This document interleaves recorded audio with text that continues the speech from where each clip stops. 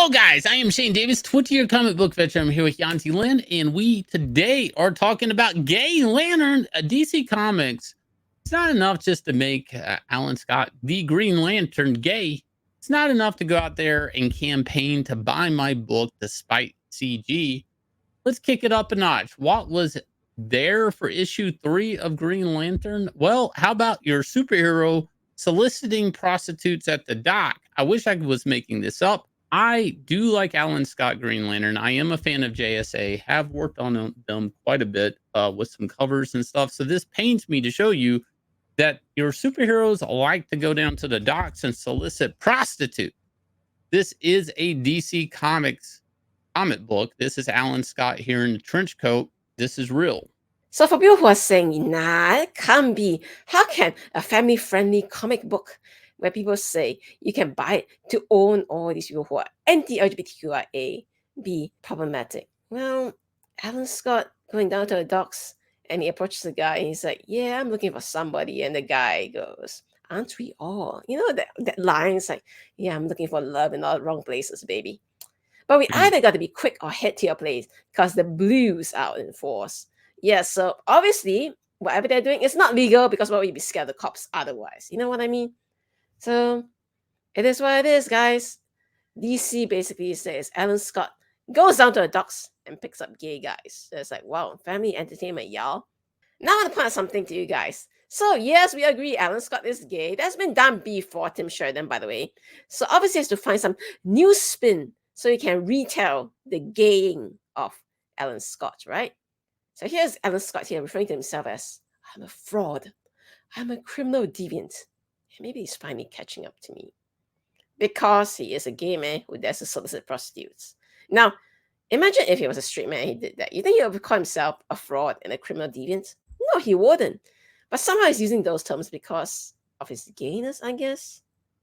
It's like, I think it's a bit problematic, right? To use this to refer to the LGBTQIA plus community. The other thing here, and I want to address, is using the character Spectre. There are ties to Spectre and Green Lantern.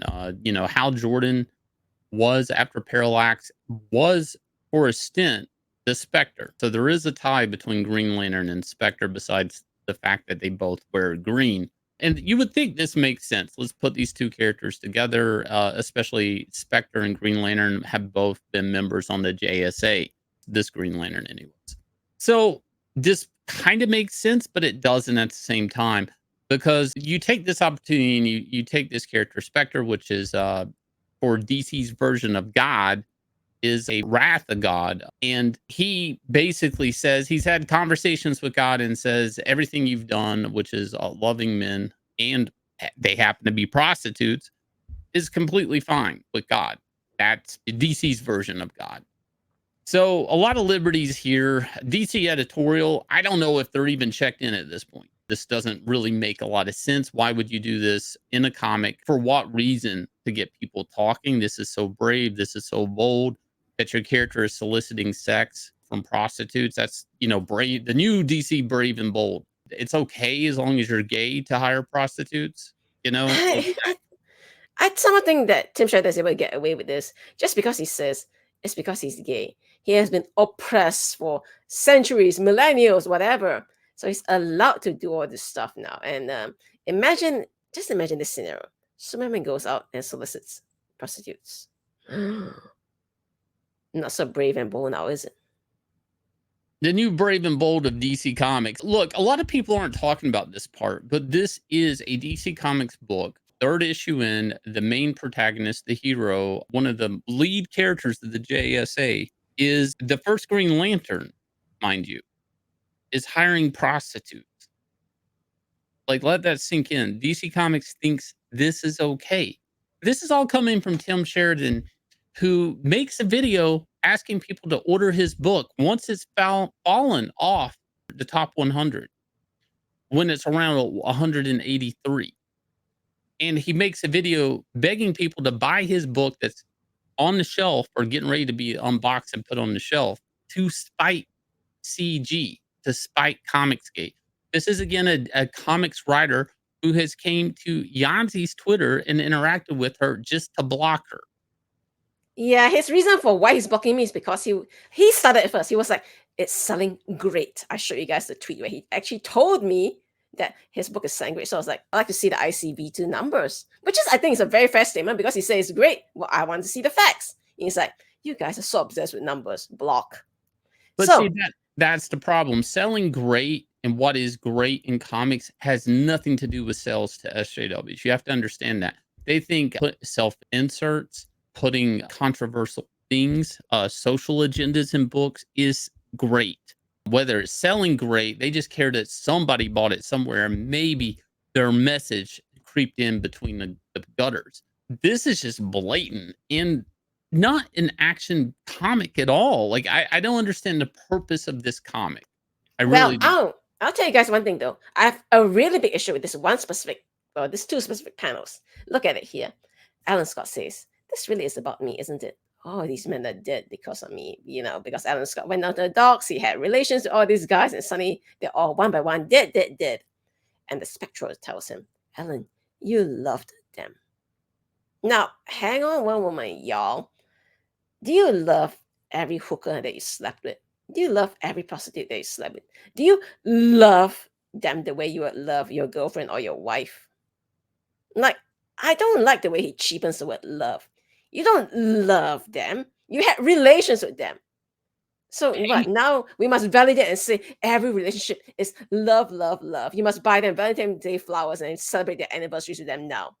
Yeah, with your Rolodex of hookers at the dock, Alan Scott has to send flowers to each one of them for their anniversaries. I look, Look, this this is is a ridiculous. horrible. This is absolutely horrible.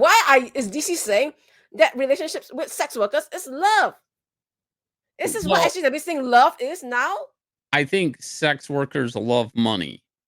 And I think there have been some sex workers who put that out there in their bios, by the way, who work at DC Comics. And it's a demographic, a sex worker. You want to cater to them, you want to make them feel wanted. And look, I can't really, this page actually did stick out to me too. Like, we're going to say you love them. Did you love them or did you pay them to go away, Alan? What was, This is all Pretty Woman all over again, isn't it? except Pretty Woman at least was one hooker. This is multiple Dead scenarios. hookers. Right. If you guys will hit like, subscribe, ring the bell for notification as we bring you comic book news. And Axcend Level Up is still funding $103,740, getting ready to be $104,000. This action adventure. I promise you, no gay hookers are in this book. If you guys will look down below, the link is there. Go check it out, and I'll leave you guys with the trailer for this smash hit action comic book, Axcend.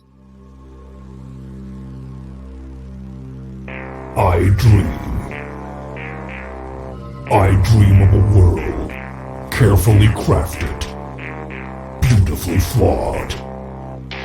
This is Axcend. In this game of life, there is one thing that determines a victor. A player's ability to grow. A player's ability to evolve.